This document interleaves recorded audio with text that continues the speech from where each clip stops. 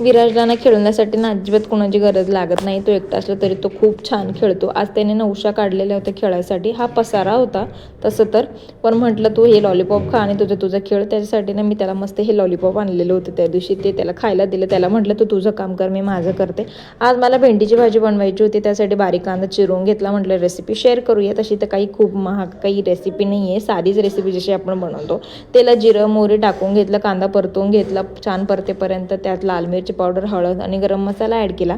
तसं ते हिरवी मिरची, लाल मिरची, तळलेली सुकी सगळे भेंडीचे प्रकार आहेत, पण मी अशीच खाते किंवा मला अशीच आवडते. मीठ टाकून छानपैकी भाजी परतून घेतली, त्यावर झाकण ठेवलं आणि लगेचच पोळ्या बनवायची तयारी केली. एकीकडे पीठ मळून ठेवलेलंच होतं. तेवढंच मला लक्षात आलं की अरे मी भाजीत तर लसूणच टाकलेलं नाही आहे. मग लसूण चेचून परत त्यात टाकला आणि खिचडीची तयारी केली. आता खिचडी होईपर्यंत, आता खिचडी असली म्हणजे मला कढी लागतेच, तर एकीकडे कढीलाही फोडणी दिली. विराच्या पप्पांचा टिफिन पण भरून घेतला. आता व्हिडिओ कसा वाटला मला कमेंट करा, चॅनलला सबस्क्राईब करा.